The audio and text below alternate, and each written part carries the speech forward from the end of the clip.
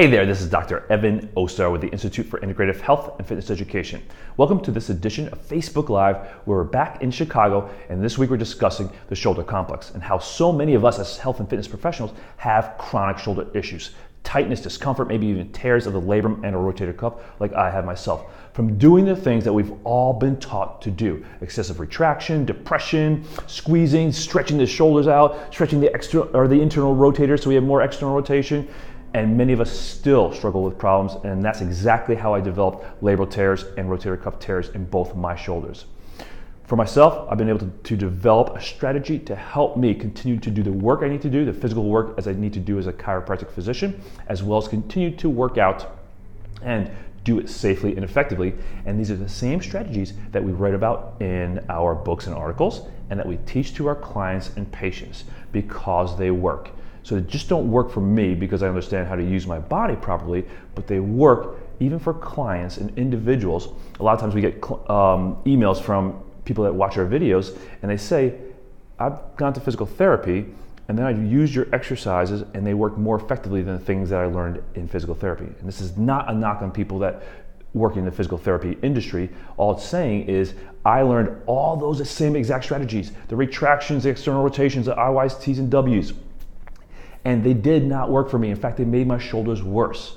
And that's what a lot of individuals are experiencing as well. So these strategies are the same strategies I learned and developed for myself, selfishly for myself, but then I realized that they also worked for many of my clients and patients. So this week we're talking about how to use the principles of the integrative movement system, specifically alignment and control. Now, one of the simple, easy assessment you can do with your clients is just an simple overhead reach. Now, we do this lying down because it shows us more, but if your clients can't lie down or you want just a quick, easy scan, just do a single overhead reach. So you just have your clients put their arms to their side and just simply raise one arm up over his head and see how far they can go without compensation. So you see, for me, I have about 100 and maybe 60 degrees of shoulder flexion. Turn around, do the other side. Somewhere about the same, about 160 degrees. Now, I can get 180 degrees so I can make it look like if I do this, if I hyperextend my thoracolumbar region, and that really feels uncomfortable on my low back. But that's what a lot of our clients are doing to get 180 degrees. So if your client has restricted range of motion, you can't be doing overhead press with them from a standing position, because if they don't have that range of motion, they're either going to be pressing the weight out here and then their shoulders are going forward and their head and neck and upper thorax are going forward, or they have to compensate and hyperextend every single time they press overhead. So the overhead press does not become a great exercise for them. So I'm going to show you a modification of that pattern tomorrow. But once you release your clients, so the muscles that generally need to be released are the lats, the lower trapezius, the muscles that depress and really pull that shoulder complex down and restrict overhead motion. And those are all the muscles I got taught in physical therapy to overdevelop. Low traps, rhomboids, lats, to fix the forward shoulder position, except for the fact they just depressed my shoulders and created more shoulder problems and never fixed my forward shoulder position.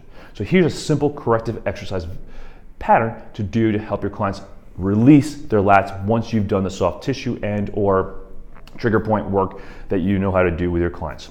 So we just do a modified wall hip hinge. I'm going to use the bar right here. Have your client just align to the best of their ability, place their hands in front of their shoulders, shoulder height on the wall or a bar. They're going to take a deep breath in, and as they breathe out, they're going to breathe out and hinge to lengthen underneath the arm. They're going to breathe in to come back upright, and then breathe out to hinge and sit back. So that way they get lengthening through the lats, underneath the shoulder, and also around the lower back, and as they tie back into the pelvis and the hip complex. Breathing in and then breathing out as they sit back. So that way we get functional lengthening underneath the arm, because this is ultimately what we need to do to have our clients get their arms up overhead.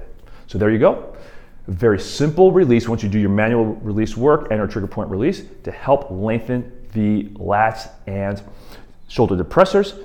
Tomorrow I'll come back and show you how to modify the overhead press for your clients that don't have overhead motion but still need the benefits of doing overhead type patterning. This is Dr. Evan Ostar with the Institute for Integrative Health and Fitness Education. Thanks for watching. Make it a great day. We'll see you tomorrow. Take care.